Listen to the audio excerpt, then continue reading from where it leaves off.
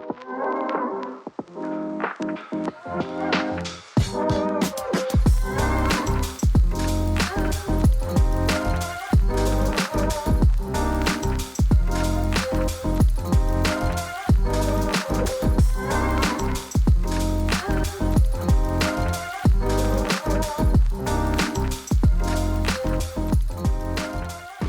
Midtown Knights, I'm Violet Fitzgerald. Welcome to this episode of Night View.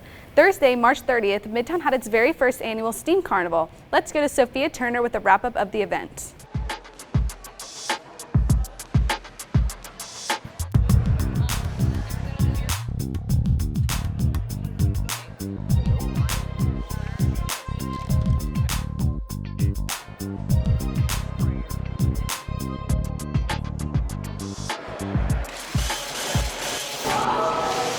I like the atmosphere about it. I like that there was different parts of, workers that were there, and then the way that the students were allowed to help. It was a really good atmosphere all over. I liked the art part and the science lab. I thought it was really cool that they had like snakes there, like an actual snake. I really enjoyed the snake exhibit. I thought it was really interesting, and that was my favorite part. Prom is only 1 week away. Are you ready? Students are going to come similar to how we came in for the homecoming dance, just like that same entrance as far as going up the red steps. We're repainting the red steps next week, but they're going to come in and check in similar to prom last year. So there'll be a few check-in tables based off of grade and last name, and there'll be a guest table. When students get there, they'll check in with their name to make sure that they purchased a ticket. So they don't have to have anything physical to be able to show up. They're just showing up with them, their person, like themselves, and they will get a wristband once they check in. They're color-coded based off of their grade level. Once they do that, they can just go ahead and go on in, and so we'll have the entire courtyard, the lobby of the practice gym we'll have for some refreshments, and then those 2 bathrooms, and then the whole performance gym.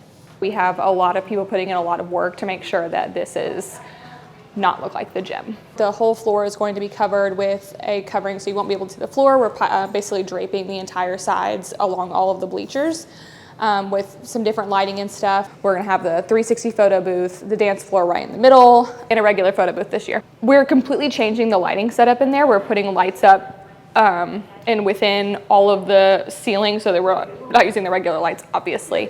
We're gonna have a fog machine and a hazer that's going to basically blanket the ceiling with fog as well, with those lights going in it. So the idea is that you will not be able to recognize that it is the gym that you've known for as long as you've been here. There's been a lot of debate about whether it should be here or not, and I've been so solid in how it's going to look, and I'm really confident about that. So I'm excited for everybody to be very surprised, hopefully pleasantly surprised about how it's going to be, and I'm excited.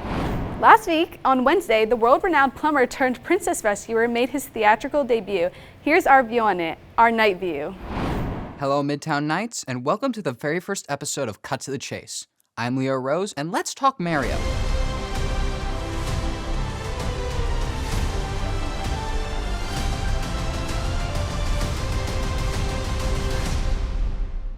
The Mario movie released on April 5th of this year, and with it has come an interesting split of reactions. The sophisticated critics of the world consider this movie to be around the same quality as the Minions movie, while the average audience member considers this movie to be around the same quality as The Shawshank Redemption. So that's interesting. Personally, I think the critics should be much higher, while the audience should be much, much lower. The Mario movie is an adorable roller coaster, full of cute little references and a beautiful art style that keeps your eyes glued to the screen like a toddler's first visit to the local candy store. The voice acting is about what you'd expect, with Jack Black absolutely stealing the show, and Chris Pratt making you want to choke on your own bile, with every other actor doing a pretty decent job. However, there is one small issue that keeps this film from being truly great: the pacing.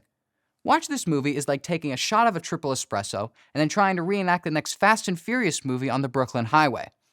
Despite that, however, I still think that this is a very strong movie that I would highly recommend you watch with a family. But enough about me. Let's see what you all at Midtown thought of Mario. I thought the Mario movie was very well done. It really helped capture the essence of what is Mario and the Mario universe, and it wasn't really overwhelming like most animation movies are nowadays. I thought it was a great movie. Obviously, my favorite part of the film is going to be when Jack Black was singing with the piano, Peaches, Peaches, Peaches, because I related to that because I'm in love with Princess Peach too. My favorite part was he's always singing that Peach song. It was pretty funny. I have to say my favorite actor was probably Jack Black as Bowser, mainly because he not only captured Bowser himself, he also incorporated a bit of himself into Bowser with a lot of the music that he did, and it really fit into the character. It didn't feel like it was too much Jack Black, but it also didn't feel like the same Bowser we see all the time. It was the same unique experience, if that makes sense. Would you marry Bowser? No, Jesus Christ, bro, no. I really want to, but the line is just too long. It's too much of a wait for me. No comment. Today marks the beginning of the statewide Latin Convention. Many of our Knights are spending several days competing in athletic and scholastic rivalry, so make sure to make an offering for Midtown's success. We'll be right back. Beginning of class. Hey. Oh, how's it going? 30 minutes later.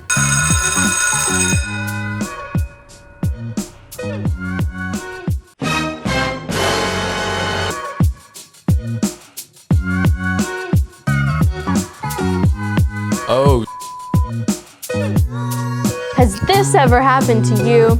Well, you need a routine. New routine. See? This time he set an alarm to prevent him from leaving his things behind.